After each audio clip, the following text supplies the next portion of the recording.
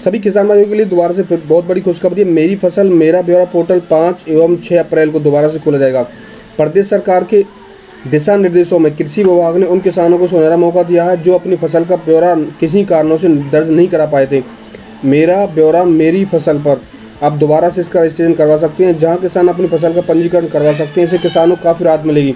Portal पिछले कई दिनों से बंद पड़ा हुआ था, इस कारण किसानों को फसल पंजीकरण कराने के लिए चक्कर काटने पड़ रहे थे, बहुत दिक्कत आ रही थी। बार बार अधिकारी चक्कर काटने के बावजूद इसको देखते हुए सरकार ने फिर से पोर्टल खोलने का निर्णय कर लिया।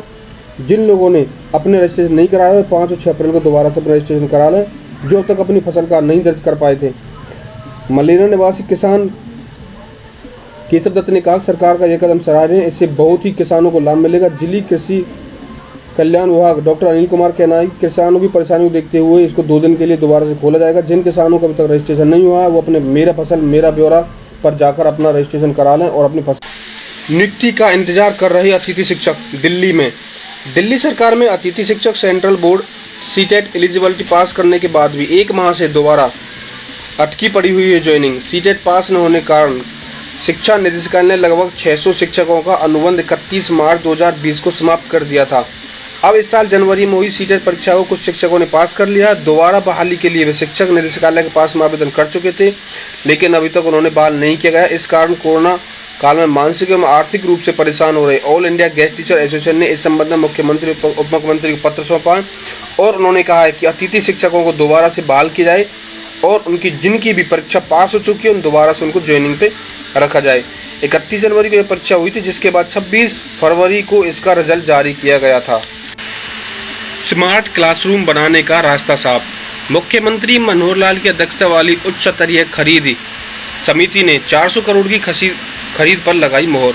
2 खबरें मैं आपके साथ बताने वाला हूँ। हरियाणा के स्कूलों में स्मार्ट क्लासरूम बनाने का रास्ता साफ हो गया। मंगलवार को मुख्यमंत्री मनोहर लाल की अध्यक्षता वाली उच्च स्तरीय खरीद समिति बैठक में वेब आधारित स्मार्ट क्लासरूम के लिए सामान खरीद को मंजूरी दे दी है। बैठक यहाँ हरियाणा निवास में हुई। लगभग 400 करोड़ रुपए की विभिन्न विभागों की वस्तुओं की खरीद को मंजूरी दे दी गई। स्कूल के लिए खेल से जुड़े 38 सामान खरीदने का भी स्वीकृति उन्होंने दे दी है। बैठक में पत्रकारों से बातचीत में मुख्यमंत्री ने कहा कि ऑनलाइन शिक्षा को अधिक बढ़ावा दिया जाएगा। इसके लिए प्रदेश के स्कूलों में बेस्ट बैंड स्मार्ट क्लासरूम बदलने की आवश्यकता है। बैठक में आवश्यक उपकरणों खरीद की मंजूरी दे दी गई है।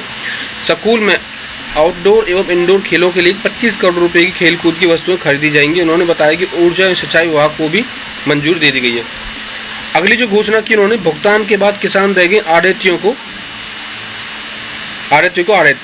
सीएम ने कहा 1 अप्रैल 2021 से फसलों का रजिस्ट्रेशन शुरू हो चुका था और सभी जो किसान तैयारियां पूरी कर ली गई है। मंडियों में सभी आवश्यक प्रबंध किए जा चुके हैं। किसान और आढ़तियों को फसल खरीद प्रक्रिया में किसी प्रकार की परेशानी का सामना नहीं करना पड़ेगा। उन्होंने कहा कि इस बार फसल खरीद का भुगतान सीधे किसानों के खातों में किया जाएगा। आढ़ती और किसानों के बीच का भुगतान उनके बीच का मामला है।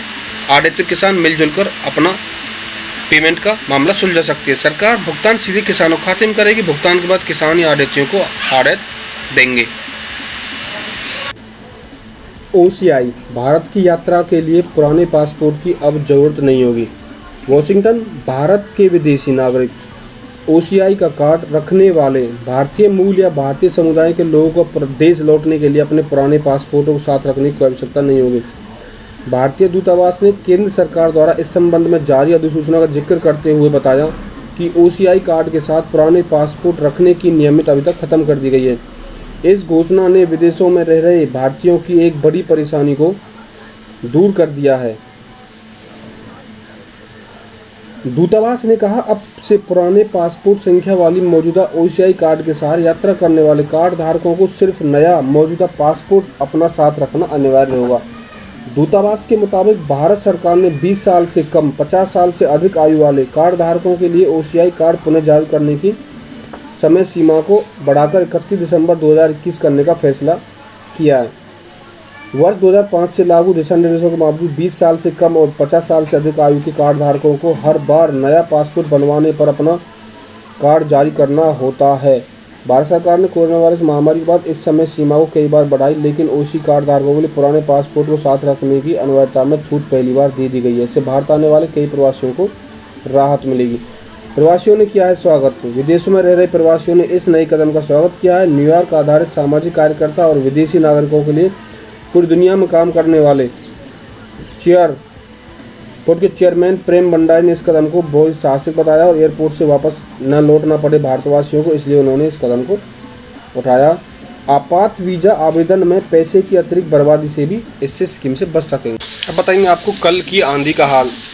दिल्ली एनसीआर पूरे भारतवर्ष में छाई रही राजस्थान से आई पीली आंधी और धूल।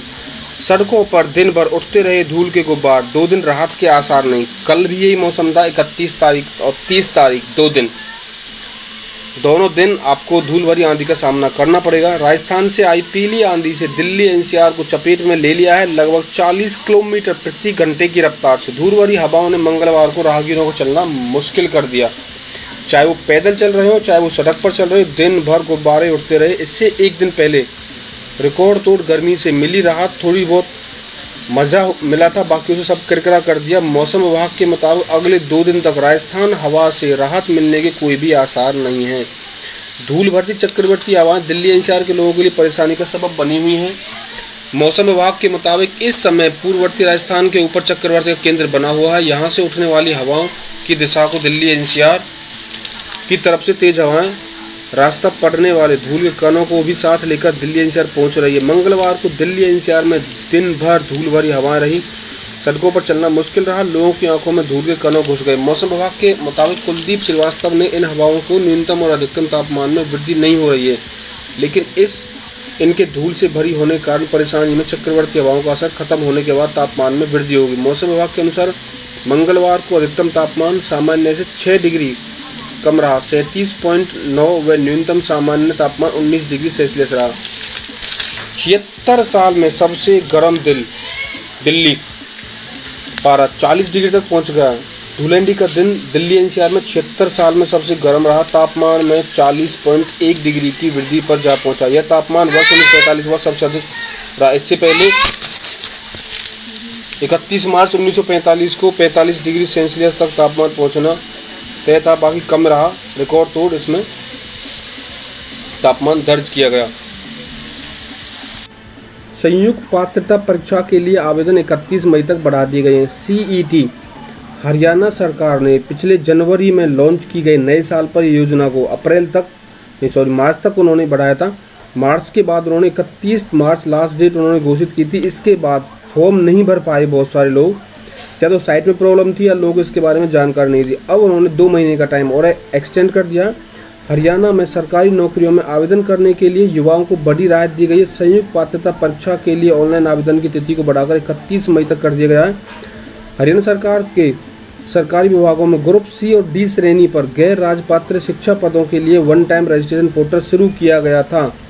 इस पोर्टल में रजिस्ट्रेशन फीस नहीं कट पा रही थी। बहुत से लोगों का रजिस्ट्रेशन नहीं हुआ था। सरकार ने इस तिथि को बढ़ाकर 2 महीने के लिए और कर दिया। जो भी इसमें बचे हुए अपना रजिस्ट्रेशन जल्दी करा सकते हैं। पूरी खबर है कारोबार जगत से। 1 अप्रैल से बदल रहे हैं 10 नियम, आपकी जेब पर पड़ेगा असर। 10 नियम कौन कौन से मैं आपको बताने वाला हूँ। सबसे पहला, 1 अप्रैल से नया वेज कोड लागू होगा। इसमें पीएफ और ग्रेजुटी के तहत जमा राशि बढ़ेगी, जिसमें से हैंड सैलरी जो इनहैंड सैलरी मिलती है वो कम हो जाएगी। कर्मचारी भत्ता कुल वेतन से 50% ज़्यादा नहीं हो सकता। दूसरी खबर है, नया आयकर प्रावधानों के मुताबिक 1 अप्रैल से पीएफ में सालाना 2.5 लाख रुपये ज़्यादा जमा पर मिला ब्याज टैक्सेबल होगा। 2 लाख रुपये प्रति माह से ज़्यादा वेतन वाले इस दायरे में आ सकते हैं। तीसरी खबर है, 31 मार्च तक पैन और आधार को आपस में नहीं जोड़ने से 1 अप्रैल से आपका पैन कार्ड निष्क्रिय हो जाएगा।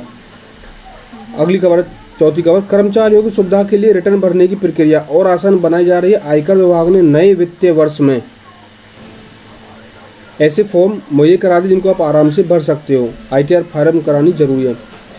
1 अप्रैल से 75 साल से अधिक उम्र वाले वरिष्ठ नागरिकों को ITR भरने में छूट दी जाएगी। अगली खबर है, देना bank, Vijaya bank, corporation bank, United bank 1 अप्रैल से ये मान्य नहीं होंगे। इनकी पुरानी चेकबुक, इनकी नई चेकबुक आपको मिलेगी। इन बैंकों का विलय हो चुका है। रिटर्न को बढ़ावा देने के लिए सरकार ने स्रोतों पर कम से कम कटौती की है। अब आयकर की धारा 206A(b) के तहत जो रिटर्न नहीं भरेगा उसे 1 अप्रैल के बाद दोगुना TDS भरना पड़ेगा। अगली खबर है, डाकघर बचत खाते से लेन देन में शुल्क। अगर आपका डाकघर में खाता है तो वहाँ पर आपको लेन देन में शुल्क देना पड़ेगा। आधार पेमेंट सिस्टम आपको आधार इनेबल शुल्क देना पड़ेगा।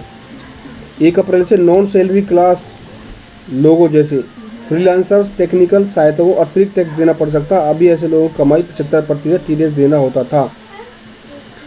अप्रैल में बैंक 9 दिन रहेंगे बंद। अगले महीने यानी अप्रैल में विभिन्न त्योहारों की वजह से 9 दिन बैंक बंद रहेंगे।